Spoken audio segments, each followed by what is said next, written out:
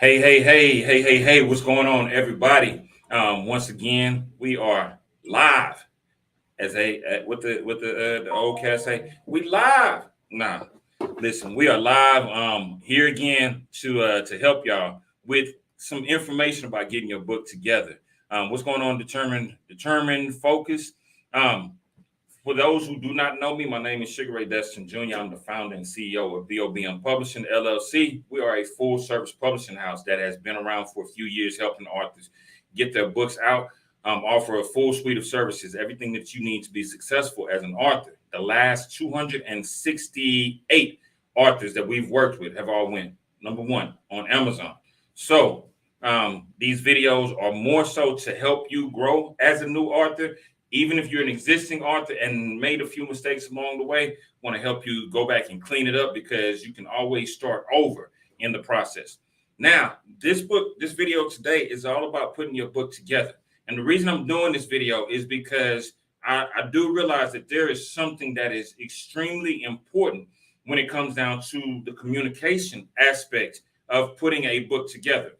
A lot of things are missed. A lot of opportunities are missed when working with a publishing house, when working with a specific editor, when working with a specific graphic designer, when working with your formatter. There's a lot of communication that has to take place. And there are steps that are involved in it. Sometimes, and this is from experience. Being on this side, I've worked with so many amazing people. And I'm not going to take anything away from any of them. But one thing that has happened is maybe there's dissatisfaction in step one of the process. And because there's dissatisfaction in step one, instead of going through and making the necessary corrections, it turns into this big ordeal that it doesn't need to be. So today is all about fixing and correcting those miscommunication cues. So as I always do, I'm going to go high level. I'm going to talk to you about what is involved in the process, and then I'm going to break it down. That's the way that I like to teach. That's the way that I like to share this information, because if you got a pen and pad handy, you may catch those high level and go back for yourself, or you can stay tuned for the entire process and get everything that I'm giving you. Right? Like Jay-Z said, I'm trying to give you $1 million worth of game for free 99 right now. So first thing, when putting your book together, there's a few things that you want to be sure of. The editing. What to look for in the editing process, what to look for from a good editor. The cover design, you want to make sure that you have a great graphic designer that is familiar with books, not necessarily just graphics. There's a difference between books and graphics. There's a huge difference. Next thing is putting a children's book together. There's some minimums and there are some descriptions that need to take place when it comes down to children's books. So one of the first things that I need everybody to understand, if you are doing a full book, make sure that you have a minimum of 100 pages in your book. If you want a spine on your book, Amazon, Ingram Spark, Lulu, all recently made the change to where if it is less than 100 pages, there is no spine. The reason being that spine is too small. And if you don't know what the spine is, there's the front cover of the book, there's the back cover of the book. And I'll hold up one of the authors that we're working with. We didn't push this book. He published it a few years back, but we are launching it next weekend. There's the front cover, there's the back cover, and then there's the spine. This is the spine. When you are working with your book, you want to make sure that you have at least 100 pages, because that spine is very little text. It can be anywhere from 2 to about 12, depending on how big the cover actually is, or depending on how many pages are actually in there. So again, minimum at least 100 pages. For a children's book, you need a minimum of 32 pages because it's printed in color. And not only is it printed in color, but they print it in fours: 4, 8, 12, 16, 20, 24, 32, beyond. They're printing that book in multiples of 4 pages, right? Now, when you're putting your book together, let's talk about the editing that goes into it. A good editor is looking for the following things. They're looking for grammar. They're looking for punctuation. They're looking for spelling. They're looking for flow or storyline. Why are they looking for these things? Because you want your book to be appealing to the people that are reading it, right? You want it to be appealing to the people that are reading your book. If your grammar is off, and when I say grammar, I'm talking about the jargon. I'm talking about the use of pronouns, synonyms, antonyms, all these other things. But the grammar is what's going on. What's going on, Bird? I see you, bro. When you are talking about the grammar, if you are from the South, we have a different dialect than somebody who's up north. We may say already, and they say, what does that mean? Right? And already is just a term that we use down south. We know it as a means of support. We know it as a means of affirmation. We know it as a means of how we communicate with each other. Whereas somebody up north may say cola or pop, we may say soda water. There's different jargon that you have to look for. But you don't have to take that jargon out. You just need to make sure that when you're using certain words, that you have a small description for people that are not from your area, from your region, from your state, from your city, because different grammars, different dialects, even though it's all English, it comes from different dialects. It comes from different places. The punctuation, your punctuation is important. These are your periods, your commas, your colons, your semicolons, your ellipses, which are the dot, dot, dot. You want to make sure that each one of those are used properly, because the punctuation, again, some people are they're very much so stickler for how a book is relayed. If you have an exclamation point in a place where it should be a question mark, or you have a period where there should be a comma, or a comma where there should be a period, it can turn someone off, because as they're reading it, it does not have a particular flow, and it is losing the reader, because that reader is sitting back saying, this doesn't make sense. And before long, it turns them off as a reader, because they're not catching what you're trying to convey. They're not catching the message that you're trying to convey. Your spelling, please, please, please make sure that your spelling is correct. Some of the people who read your book, they are looking at the spelling. They are looking at the way that you spell certain words. And it's something simple. A lot of times people mix up homonyms. And what are homonyms? Homonyms are something as simple as we're, were, and where. If you have a comma, or not a comma, but if you have an exclamation, not an exclamation point, but a parentheses in the wrong place, it changes the meaning of the word. There, and there. THEIR versus THEY apostrophe RE versus THERE. One is a sense of ownership. There is a sense of ownership. There, THEY apostrophe RE, is they are, which means it's a contraction. And then there, THERE, represents a place, or represents something to do with those nouns. So make sure that your spelling is correct. And you want to find an editor that can look at all of these things at one time. And they're not just looking at the small things. They're not just looking at, maybe they're looking at your spelling, or maybe they're only looking at your grammar. They're only looking at your punctuation. But a higher level editor is also going to look at your flow or your storyline, because you don't want to read a book where in one minute you are in 1995, and then the next minute you're back to 1977, and then the next minute you're in 2022. You want to make sure that your story flows. If you're going back to a memory, then notate it as a memory. You want to make sure that your editor is able to follow all along, because these things, again, go into the process of making sure that message is conveyed properly. The cover design.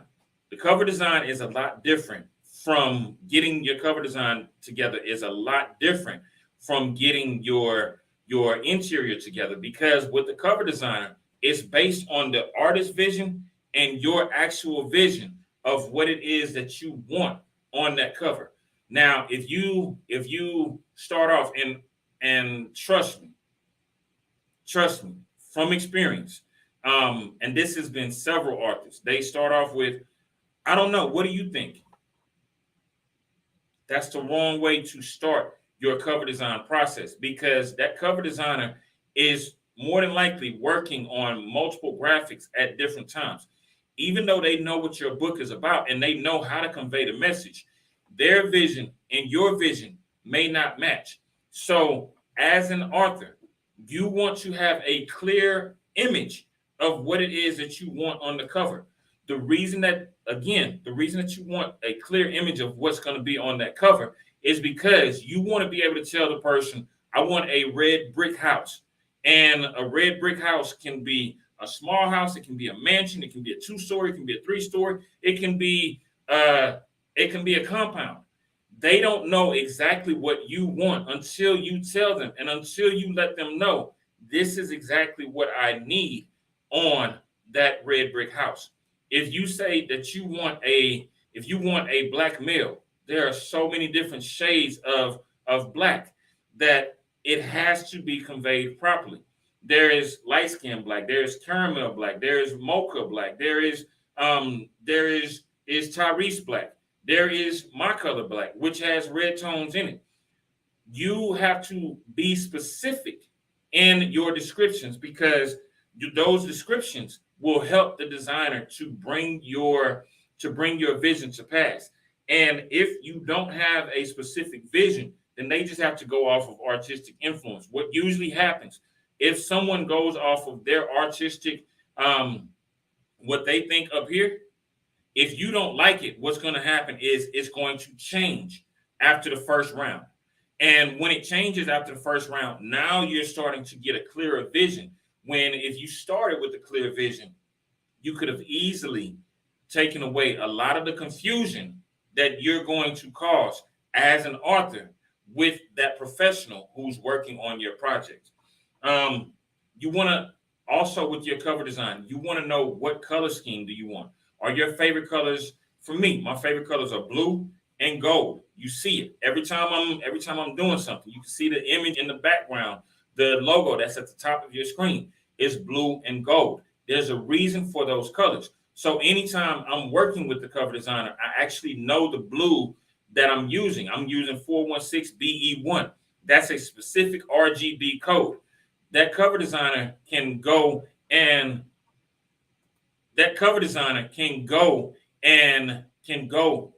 find that specific color. If you give them something specific. If you say, I like brown, again, there's hundreds of shades of brown, and we know nothing about them. But if you have a specific image with that brown in it, if you give it to the color designer, they have certain tools called color pickers where they can go and pick that color and they can use it consistently throughout. That way it's a seamless flow on your book, on your design. The fonts, if you have a preferred font that you use, let them know. I have a preferred font when it comes to cursive or script writing. I have a specific font when it comes to title or header, which is why you'll see the block lettering. And then I have a specific font that I use when it comes down to paragraphs. The reason that you want to know what is your specific font is because, again, these are things that convey the message that you want. There are some fonts that are super fun and crafty. They're really weird and artistic. That's cool. If that's your personality, then let that designer know, because now they can use those for your images or for your cover. There are fonts that are rough, that are like Old English. Some people still use Old English. I have an Old English tattoo from when I was younger. That conveyed a certain message when I was at a certain age. Now I use more block font because it's more professional. So depending on where you're at in your journey, those fonts represent a certain portion of who you actually are. And make sure when you're working with your designer, you're communicating with them. And I'll be honest with you, some designers prefer phone calls. Some designers prefer email. Some designers have forms where you can fill out the information. Some designers you will have no contact with at all. It depends on the particular designer, the particular graphic artist. So it is up to that publisher or up to that artist to determine if you have direct access to that person. Now you will have to know how to communicate effectively your vision. Otherwise, it's going to be lost and it'll be miscommunication all day. And it's just a matter of communication. Now let's go into children's books. So when it comes down to children's books, like I said, there's a 32-page minimum when you are publishing a children's book. The reason that there's a 32-page minimum is because it goes in systems of 8. 32 pages is a really good place to start. When I did my son's book, we probably had about 15 to 20 pages. What did I use as fillers? I used pictures of this amazing young man because at the time he was only 9 years old. So I had pictures of him when he was a child to let people see this is an artist or this is an author who is still knee-high to a grasshopper. I used pictures of him having fun. I used pictures of him, and those were just fillers that I put in the back of the book to make sure that we had a total of 32 pages. Once we got to 32 pages, I was able to put the book together, format it, and publish that book. It's now in all bookstores, Amazon, Barnes & Noble, Lulu.com. It's on Walmart.com, Target.com, a bunch of smaller bookstores, but it's worldwide where this book is at. For you, when you are starting, depending on how much the illustrator charges per picture, they're not charging you for the entire project. A lot of times those illustrations will range anywhere from $50 to as much as $250 per image. A children's book is not a cheap feat. We recently did a book for someone that is well over 32 pages. So it depends on what you're looking for inside of your book. Once again, do not start the project with "I trust your vision." Do not start the process with you're the expert. Come into every project with a children's book. You want to make sure that you have the lines that are going to go on each page. You want to have the description of the images that are going to go on each page. It is not your publisher's job to do that. It is not the illustrator's job to do that. Once you have those pages broken down, then that editor, that graphic designer for your book is going to create the image based on the descriptions that you give. Now, here is the thing. Whenever you are doing a book, you have multiple rounds of revision that take place. There's multiple rounds of revision because it's not going to be perfect from the very beginning. You have to be willing to work through the process. If you're not willing to work through the process, then what's going to happen is there's going to be confusion. And that confusion can easily be cleared up with communication. So for a children's book, you want to make sure that you have a description of the images for each page that the graphic artist is creating. You want to make sure that you know the specific number of pages that you have. And you also want to be mindful of the fact that there are going to be revisions. If you are not willing to go through the revision process, and like I said, I've had this happen many times before where someone comes in and because it wasn't what they expected the very first time, over time, the vision gets clearer if you're willing to work through and communicate with the graphic artist or the person who's communicating with the graphic artist. Some illustrators are local, and when I say local, within the US, and there are a lot of amazing illustrators that are overseas. If you are working with someone who is not local, 9 times out of 10, you're not going to have direct phone access, but a Zoom call or a Skype call or some type of communication with them, even if it's just email, is appropriate. So keep in mind that as you are putting your book together, a few things are important. The communication with the house that you're working with, the communication with the editor to make sure that the revisions are done properly. Make sure that your editor is looking for the grammar, punctuation, spelling, the flow in the storyline, and then there are also some advanced editors who offer developmental editing for you. When it comes to the cover design and the children's book, make sure that the images, you know specifically what you want for each image. You got to see the vision before the vision can come to pass. You have to see the vision before the vision can come to pass.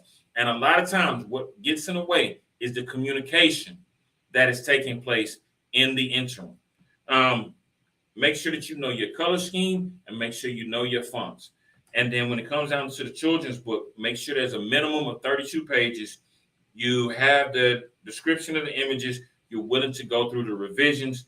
And on a regular book, when I say a regular book, I'm talking about a novel or a nonfiction book, fiction or nonfiction, then